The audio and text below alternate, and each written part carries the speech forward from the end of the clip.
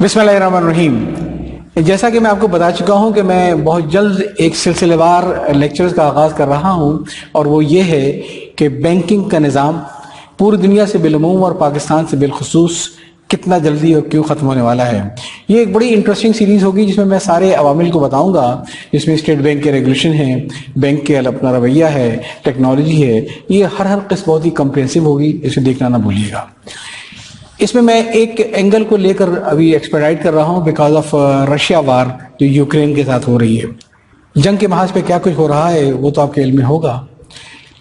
سب سے خطرناک جو 2-3 چیزیں بھی خبریں نظر آئی ہیں جس سے معلوم ہوا کہ یہ بنکاری کا نظام کتنا خطرناک نظام ہے. پہلے لیول کے طور پہ جو بیسک آپ کے کارڈ پرووائڈر ہیں، ماسٹر اور ویزا، انہوں نے تمام کے تمام کارڈ کے اوپر فیسلٹی ڈسکنٹینیو کر دی ہے سینکشن کے تحت. کچھ روس میں کچھ کریڈٹ کارڈ، ڈیبٹ کارڈ تھوڑے بہت موجود ہیں جن کی کہ with in the country settlement تھی، لیکن ہر وہ کارڈ جس کی سیٹلمنٹ باہر تھی یعنی ماسٹر ویزا کارڈ اب انفیکٹو ہو گیا ہے اور اس کے تحت کوئی پیمنٹ نہیں ہوتی. لہذا وہاں پہ بے پناہ لوگوں میں پینک پھیلا ہے. اے ٹی ایم کے باہر لمبی لمبی لائنیں لگ گئی ہیں کہ جتنا پیسہ نکال سکیں ایک صرف کارڈ کو ڈسکنٹینیو کرنے سے. اور دوسرا آپ کو یہ معلوم ہوگا کہ یورپین کنٹری کے کہنے پر، امریکہ کے کہنے پر جو سینکشن لگائی گئی ہے اس میں روس کے تمام بڑے بڑے بینکوں کو سوئفٹ سے نکال دیا گیا ہے. پہلے سے میں آپ کو بتا دوں کہ سوئفٹ کا مطلب کیا ہے. سوئفٹ کا مطلب ہے society for world wide interbank financial telecommunication. اور پہلے ٹیلیکس سے میسج چلتے تھے، دوسری طرف میسج چلتے تھے. اب یہ جو انہوں نے بنائی ہے 1973 میں باڈی، تو اس میں تقریباً یوں سمجھیے آپ کہ 200 ممالک کے تقریباً 11,000 سے زائد بینک اس کے ممبر ہیں، اور ہر بینک جب ٹرانزیکشن کرتا ہے تو اسی کے ذریعے کرتا ہے. سوئفٹ کے آپ پس انداز لگائیے کہ دن بھر میں جو اس سوئفٹ کو استعمال کرتے ہوئے جو فائنینشیل ٹرانزیکشن کی جاتی ہیں اس کی تعداد تقریباً 4 کروڑ سے زیادہ. تو سوئفٹ سے نکالنے کا مقصد یہ ہے کہ اب آپ پوری دنیا سے کٹ آف ہو گئے، لیکن انہوں نے کیا یہ ہے کہ تمام بینکوں کو تو نہیں نکالا ہے، کچھ بینکوں کو روک لیا ہے. 2 بڑے بینکوں کو سوئفٹ میں شامل رہنے دیا ہے صرف اس لیے کہ ان کے ذریعے آئل خریدا جاتا تھا یورپین کمیٹی کے اندر، تو ان کے علاوہ کر دیے تھے. اب چاہے آپ کے پاس ایٹمی ہتھیار ہوں، چاہے میزائل ہوں، سپرسانک ہوں، لیکن وہ سب چیزیں بیکار ہیں کیونکہ بینک کا حملہ کر دیا گیا ہے.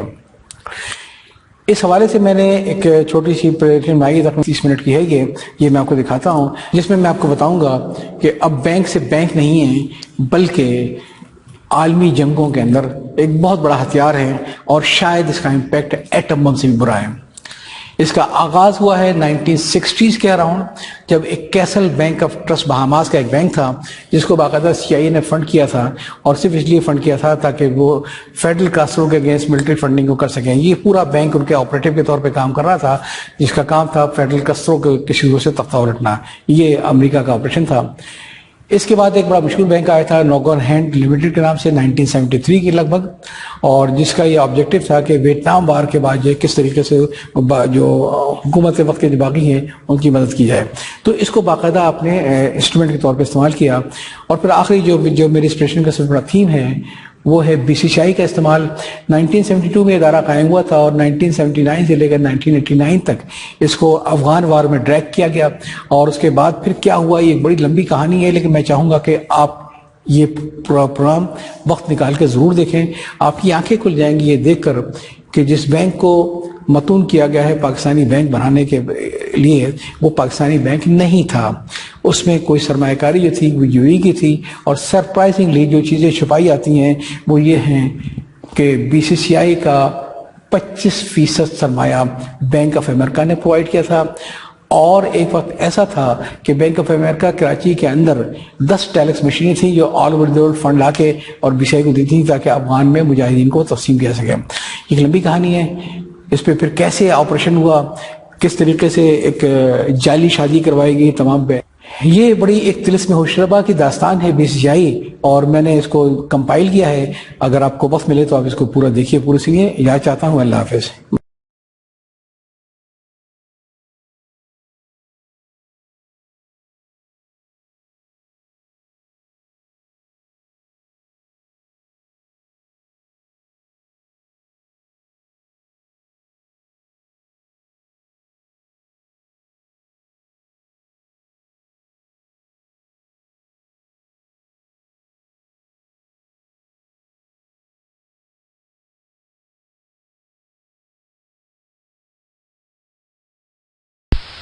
کیا آپ جانتے ہیں وہ کون سا بینک تھا جس کی شناخت ایک مذہب تھی مگر وہ بڑے پیمانے پر منی لانڈرنگ میں ملوث ہو گیا تھا؟ اکثر لوگوں کا جواب ہوگا کہ وہ BCCI تھا، اسلامی بینک، اور پاکستان سے اس کا تعلق تھا، پاکستان کا وہ بینک تھا۔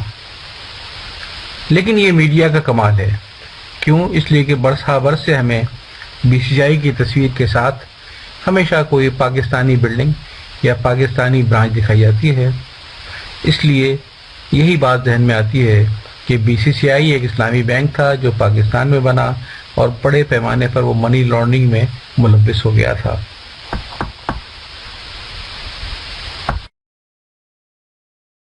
وہ بینک BCCI نہیں تھا اور وہ اسلامی یا پاکستانی بینک بھی نہیں تھا۔ اس بینک کا نام ہے انسٹیٹیوٹ آف ریلیجس ورکس، جسے عرف عام میں ویٹیکن بینک بھی کہتے ہیں۔ 1942 میں مذہب کے نام پر قائم ہونے والا یہ بینک ویٹیکن سٹی میں رومن کیتھولک چرچ کے ماتحت کام کرتا ہے۔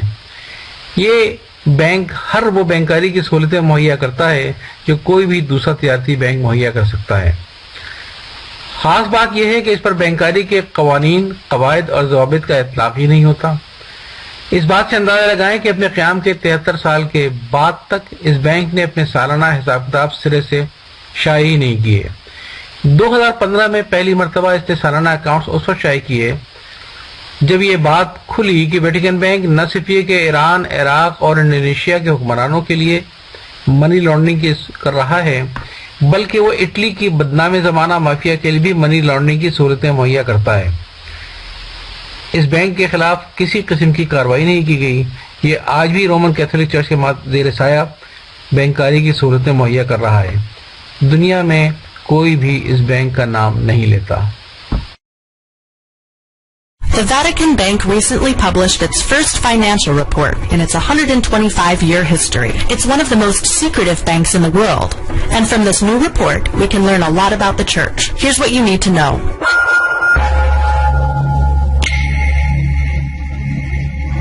The bank was founded in 1942 and is officially called the Institute for Religious Works, or IOR. The Vatican has long insisted it's a unique financial institution and that typical banking regulations don't necessarily apply. The Vatican decided to share their financials publicly for the first time after being accused of money laundering. A Vatican Monsignor was charged with money smuggling, and the Pope created a commission to investigate his own scandal-ridden institution. The report showed that in 2012, the bank more than quadrupled its profits. The increase was due to the church's favorable trading in fixed income securities and higher bond values. Despite the Vatican's insistence that the IOR is special, the report shows that it functions much like any other traditional bank. In the past year, the bank offered asset management services to about 20,000 clients, earning over 12 million euros in fees and commissions and 26 million euros from loans. The Catholic Church also has 41 million euros in gold, metals, and precious coins on its balance sheet. صرف یہ تاثر کو پختہ کرنے کے لیے کہ BCCI ایک پاکستانی بینک تھا، بلکہ بعض جگہ تو وہ لکھ بھی رہے ہیں کہ BCCI was founded in Karachi, Pakistan in 1972۔ اور پھر تاثر دیتے ہیں کہ کراچی کا بنا ہوا یہ بینک فراڈ، منی لانڈرنگ کے لیے اتنا بڑا ہو گیا کہ دنیا کا 7واں سب سے بڑا بینک بن گیا تھا، پرائیویٹلی اونڈ، جس کے اثاثے کوئی $20 بلین سے بڑھ گئے تھے۔ حقیقت اس کے بالکل برعکس ہے۔ آئیے دیکھتے ہیں وہ حقیقت کیا ہے۔ BCCI کوئی اسلامی بینک نہیں تھا، نہ تو BCCI شریعہ کے تابع بینک تھا، نہ ہی اس کی کوئی اسلامی بینکاری کی پروڈکٹس تھیں، نہ اس کا ماحولی اسلامی تھا۔ جب 1972 میں UBL کو قومیہ کر آغا صنعتی صاحب کو گھر میں نظر بند کیا گیا، تب آغا صاحب کو یہ بینک بنانے کا خیال آیا۔ UBL چونکہ پاکستان میں متحدہ عرب امارات کے شیوخ کو ہر قسم کی سہولتیں مہیا کرتا تھا، اس لیے وہ اس بینک میں سرمایہ لگانے پر بہت آسانی سے رضامند ہو گئے اور UBL کی خدمات BCCI نے سنبھال لی۔ ان خدمات کی نوعیت کیا تھی؟ اس سے اندازہ لگائیے کہ BCCI پاکستان کے پروٹوکول ڈپارٹمنٹ کا عملہ 120 افراد پر مشتمل تھا، جس کا سالانہ بجٹ $10 ملین تھا، جس کا کام تھا پاکستان میں عرب شیوخ کے شکار کے انتظامات کرنا، پاکستان میں موجود متحدہ عرب امارات کے شاہی خاندان کے 20 کے قریب محلات کی دیکھ بھال کرنا. میرا خیال ہے کہ $10 ملین کے بجٹ سے عرب شیوخ کو کس قسم کا پروٹوکول مہیا کیا جاتا ہوگا, کیسی فرمائشیں پوری کی جاتی ہوں گی, اس بینک کا کلچر کتنا اسلامی ہوگا, اس کا اندازہ لگانا کچھ مشکل نہیں. BCCI پاکستانی بینک بھی نہیں تھا. یہ درست ہے کہ BCCI کی بنیاد ایک پاکستانی آغا حسن عابدی نے رکھی تھی اور اس کی مینجمنٹ اور سینئر ملازمین زیادہ تر پاکستانی تھے, لیکن اس بینک کی بنیادیں ابوظہبی کے حکمران شیخ نہیان فیملی کی سرمایہ سے رکھی گئی تھیں. اس بینک کو بنانے میں ایک بڑا کردار بینک آف امریکہ نے ادا کیا, جس نے نہ صرف یہ کہ 25% کا ابتدائی سرمایہ فراہم کیا بلکہ ہر قسم کی لاجسٹک سپورٹ دی. سوویت افغان وار کے دنوں میں بینک آف امریکہ کراچی کی برانچ میں 10 ٹیلکس مشینوں کے ذریعے دنیا بھر سے پیسے کراچی ارسال کیے جاتے, وہاں سے BCCI کے ذریعے مخصوص اکاؤنٹس میں چلے جاتے تھے. مگر سوویت افغان وار ختم ہونے سے بعد BCCI سے بینک آف امریکہ کا حوالہ ختم کر کے اسے صرف دہشت گرد اسلامی اور پاکستانی بینک قرار دے دیا گیا, جبکہ اصل حقیقت یہ ہے کہ BCCI کا رجسٹرڈ آفس لندن میں تھا, ہیڈ آفس لگزمبرگ میں تھا. پاکستان میں اس بینک کی برانچیں تھیں یا چیریٹی کے کاموں کے لیے BCCI فاؤنڈیشن کا ہیڈ آفس تھا. BCCI کے متعلق ایک تحقیقاتی رپورٹ میں انکشاف کیا گیا کہ BCCI was kept afloat by Bank of America, which transferred it a cool $1 billion a day until 1991. Bank of America acted like a global vacuum cleaner, sucking up deposits for the bank from around the world. Most of these deposits were diverted to Karachi branch. Bank of America also had its own large Karachi branch. There were at least 10 telex lines between Bank of America Karachi and ICIC in the Cayman Island.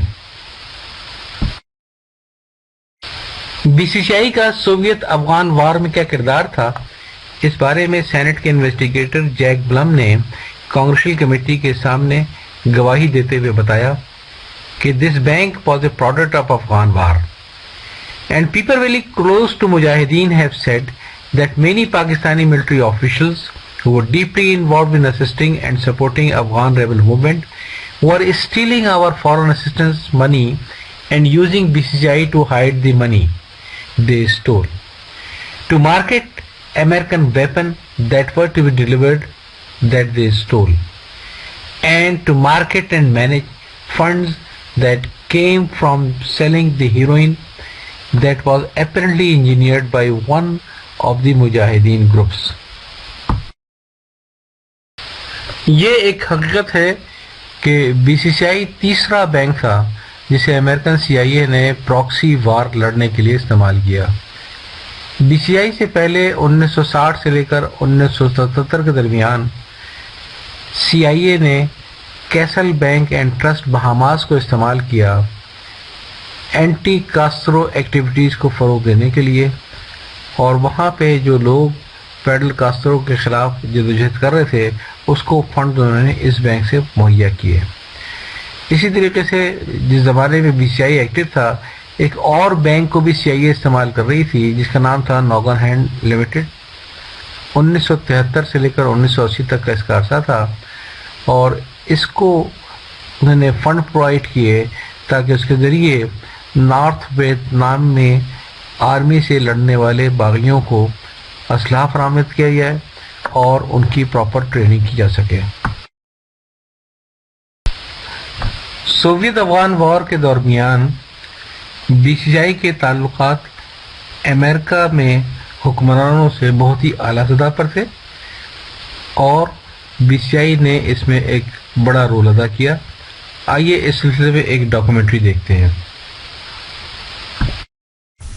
BCCI, meanwhile, had its own connections. Prominent figures with ties to the bank included former President Jimmy Carter's budget director, Burt Lance, and a bevy of powerful Washington lobbyists with close ties to President George H.W. Bush. BCCI, known euphemistically as the Bank of Crooks and Criminals International, catered to many of the most notorious tyrants and thugs of the late 20th century, including Iraqi dictator Saddam Hussein, the heads of the Medellin cocaine cartel, and Abu Nidal, the notorious Palestinian terrorist. According to the CIA, it also did business with those who went on to lead Al-Qaeda. BCCI went beyond merely offering financial assistance to dictators and terrorists. According to Time, the operation itself was an elaborate fraud, and the financial network operated by bin Laden today, quote, is similar to the network put in place in the 1980s by BCCI. As one senior U.S. investigator said, BCCI was the mother and father of terrorist financing organizations.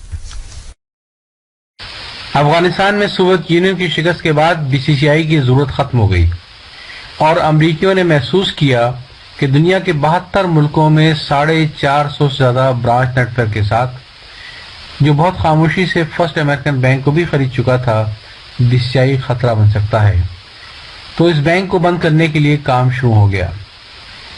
سی آئی اے کے ایک special agent Robert میزور کو 1986 میں یہ task دیا گیا، جس نے پہلے اپنا فارن کرنسی اکاؤنٹ کھول کر بینک آنا جانا شروع کیا، بینک کے حکام سے دوستی کی اور ان کے گھروں تک آنے جانے لگا. But when I was driving down Ashley Drive in Tampa, I just happened to glance out of the corner of my eye, and these huge gold letters said Bank of Credit and Commerce International. I'm not a rocket scientist, but I thought they probably open up foreign accounts. So I called the bank. Very first meeting, I explained to them. I simply said, I'm a manager of the financial affairs of a series of clients in Colombia who have businesses here that generate a large amount of capital. And it's my responsibility to help them be able to get that money back into other countries in a way where it's not obvious to governments. And the guy says to me, well, you know, what you're describing is called the black market. You need to be careful. Only the stupid people get caught. Get yourself involved in a lot of cash-generating businesses. So you can take their cash, put it in there, and then transfer the money in so you've got a legitimate cover for where you get the cash. I was amazed. The guy didn't even know me. And he's talking so openly to me. And right in the beginning, he said, you know, well, we can move the money into an offshore account, put it in a CD, and then we can give you a loan in another part of the world. Nobody will know about the CD. All things that are very, very close to the type of activity one would carry out in order to either evade income taxes or to launder money with them, in order for them to perceive me as a real person. I mean, I dealt with their spouses, I dealt with their... special agent Robert نے 2 سال تک be C C آئی کو بھاری deposit دے کر bank کے اعلیٰ حکام سے ذاتی تعلقات قائم کر لیے. 2 سال بعد رابرٹ نے بینک کے اعلیٰ حکام اور بینک کے کچھ ویلیوڈ کسٹمرز کو شادی کی تقریب میں شرکت کی دعوت دی. اس شادی کی تقریب میں کیا ہوا، آئیے دیکھتے ہیں. The undercover operation ended this weekend in an elaborate trap at the famous Innisbrook Golf Resort north of Tampa. The trap was a lavish wedding with a big tent for the ceremony, $20,000 in roses paid for by one of the drug bosses, and a bride and groom, Erickson and Musella, who were really 2 undercover customs agents. The invited guests, the bankers and some of their drug boss customers, flew in from all over the world, but the wedding never came off. The night before, the guests were taken in limousines to what they were told would be a wild bachelor party in downtown Tampa. Instead, there were heavily armed agents and a groom with a badge. The 2-year undercover operation was over, with arrests here in Tampa and 6 other cities. In all, 39 people arrested in the biggest drug money laundering case ever brought.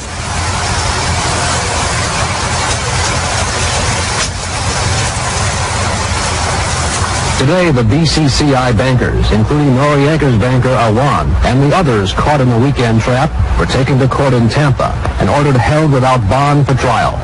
Authorities say some of the bankers are already talking, revealing a lot about the secret world of drugs, money, and the Bank of Credit and Commerce International. Brian Ross, NBC News, Miami. Abu Dhabi نے پیشکش کی کہ وہ be C C I کے تمام نقصانات کو پورا کرنے کی ضمانت دیتا ہے. وہ بینک کے آپریشن اور ریکارڈ کو لندن سے ابو ظہبی بھی لے آئے گا اور بینک کی سینئر مینجمنٹ کو بھی بدل دے گا, اور اس کے علاوہ کوئی ایسا پلان بنائے گا جس سے بینک کو بچایا جا سکے. لیکن ابو ظہبی کی اس پیشکش کو قبول نہیں کیا گیا.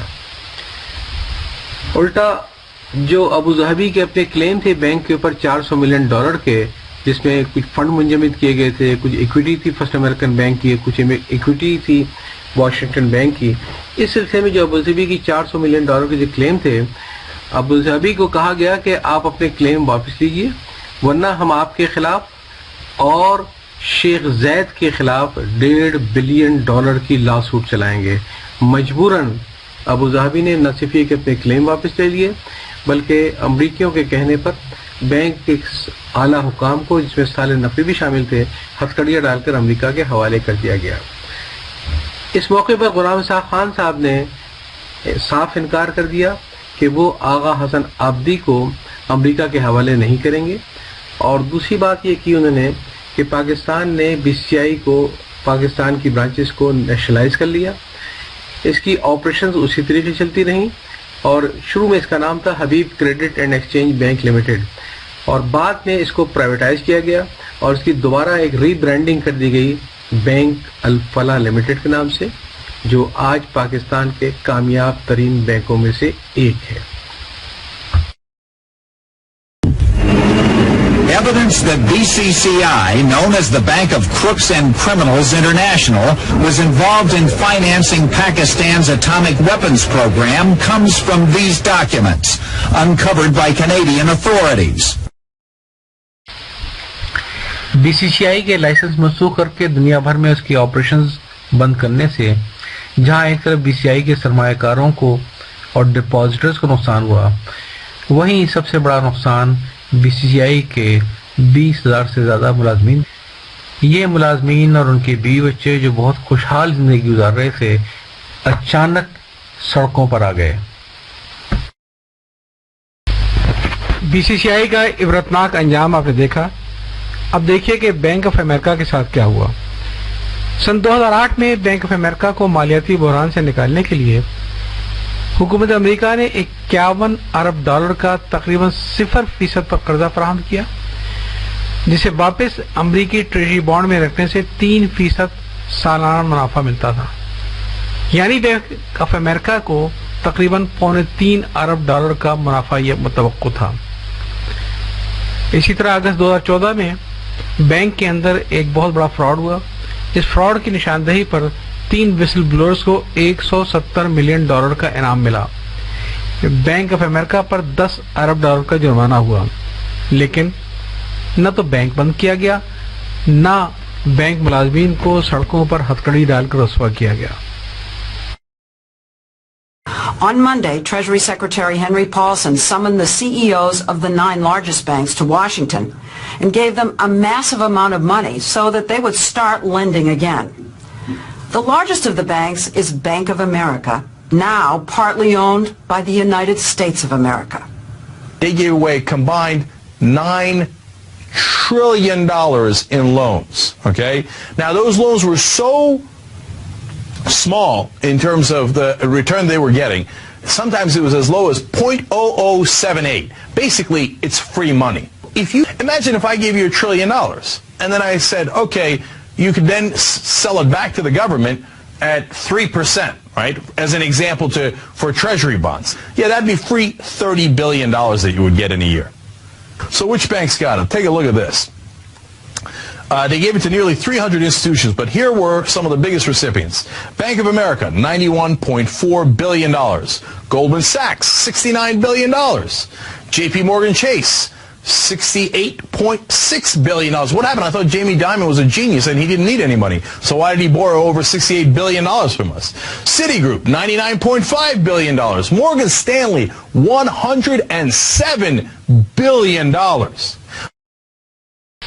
ایک مرتبہ حکومت امریکہ کی ملکیتی انشورنس کمپنی AIG نے بینک آف امریکہ کے خلاف مقدمہ دائر کیا کہ اس نے AIG کے ہاتھ جو سیکیورٹیز فروخت کی تھیں ان سے AIG کو $18 ارب کا نقصان ہوا، اور اس نقصان میں $7 ارب کا نقصان بینک آف امریکہ کی غلط بیانی اور فراڈ کی وجہ سے ہوا، جس کے ثبوت عدالت میں پیش کر دیے گئے. لیکن حکومت امریکہ نے یہ دباؤ ڈال کر AIG کو اپنا مقدمہ واپس لینے پر مجبور کر دیا کہ اگر $7 ارب کی ریکوری ہوئی تو سارا فائدہ امریکی حکومت کو بطور بینیفیشل اونر ہوگا، جس فائدے کے لیے حکومت امریکہ نے دستبردار ہو کر بینک آف امریکہ کے خلاف تمام عدالتی کارروائی بند کروا دی. Bank of America had sold these mortgage securities to AIG for about $39.2 billion. Now, it's a little bit more complicated than that, but that's the easy explanation. That's the value that AIG had it. Now, it turns out they were garbage, and they were only worth, at most, $20.8 billion. After the bailouts, AIG sold it, quote-unquote, to the Fed. It was packaged in something called Maiden Lane 2 for $20.8 billion. So you see what happened there was AIG lost $18.4 billion. Part of the reason they lost that is because Bank of America lied to them about what was in the mortgage securities. Now, remember AIG, at that point, owned by the U.S. taxpayers. So we just got screwed for about $18 billion. By the way, what goes to the Fed also screws us. That's a different story. Now, AIG then sues Bank of America and says, look, I lost $18 billion, and $7 billion of that was definitely because of fraud that Bank of America did. Now, they've got to prove that in court, but it's an open question, and they might even settle out of court for $2 billion, $5 billion. It's unclear, right? Now, here's where the Fed comes back into play recently. July of last year, turns out the Fed did two things. One, they gave a legal opinion saying, oh, no. When we bought Maiden Lane 2 from AIG, the insurance group, it was if Bank of America was going to give anybody money for fraud, it would be us. Now, but wait a minute, that's not in your contract with AIG. And that's not what AIG says. There's no witnesses to that effect. But the Fed says, no. If there was going to be any money, it would come to us. The Fed saying, no. How dare you? That is our beloved banks. We protect the banks at all costs. When you say, hey, what are you going to do about that $7 billion that could go back to the American taxpayer? They decide, nah, you know what? Don't worry about it. American taxpayer, they don't need it. Hey, Bank of America, just go ahead and keep the $7 billion. 5 बड़े बैंकों ने अदालत में जाकर अपने संगीन जराइम का एतराफ़ किया कि उन्होंने किस तरीके से बैंकिंग रेगुलेशन के साथ खेला. इसके जवाब में उन बैंकों पर $5.5 अरब की पेनल्टी ज़रूर लगी, लेकिन न तो किसी बैंक के ऑपरेशन बंद किए गए, न किसी बैंक के एम्प्लॉई को रुस्वा किया गया. 5 of the world's leading banks have pleaded guilty to rate rigging. Citicorp, Barclays, JP Morgan, Royal Bank of Scotland, and UBS AG will have to pay more than $5.4 billion in collective penalties. बरकूविया bank और HSBC समेत कई बैंकों पर ये इल्ज़ाम साबित हुए कि उन्होंने ड्रग माफिया के लिए और अलकायदा के लिए मनी लॉन्ड्रिंग की थी. उन बैंकों पर भारी जुर्माने हुए, लेकिन बैंक कोई भी बंद नहीं किया गया और मुलाजिम किसी के भी गिरफ्तार नहीं किए गए.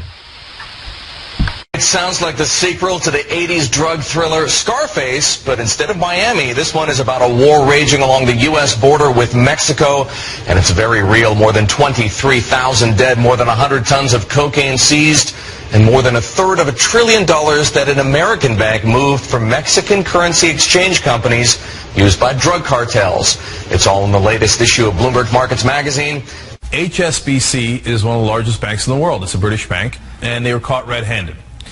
They were dealing with some of the top drug lords in the world. They were basically laundering their money for them. Billions of dollars. But not just the drug cartels, but they were also dealing with terrorists. And not just any old terrorist, Al-Qaeda. But that's literal. So let me read it to you. Here is The Guardian explaining the story. U.S. authorities defended their decision not to prosecute HSBC for accepting the tainted money of rogue states and drug lords on Tuesday, insisting that a $1.9 billion fine for a litany of offenses was preferable to the collateral consequences of taking the bank to court. Collateral consequences? What the hell are you talking about?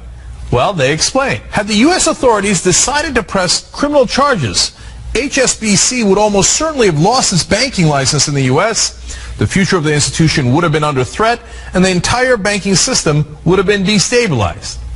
Holy cow, do you understand that? That means they have a license to commit any crime they like within the bank. Because they're saying HSBC is too big to fail and too big to jail. They're above the law, literally. They continue. HSBC, Britain's biggest bank, said it was profoundly sorry for what it called past mistakes that allowed terrorists and narcotics traffickers to move billions around the financial system and circumvent U.S. banking laws. What a joke. And then you might think, hey, $1.9 billion fine. Oh, wow, record, that's huge, isn't it? No, last year alone they made $21.9 billion in pre-tax profits.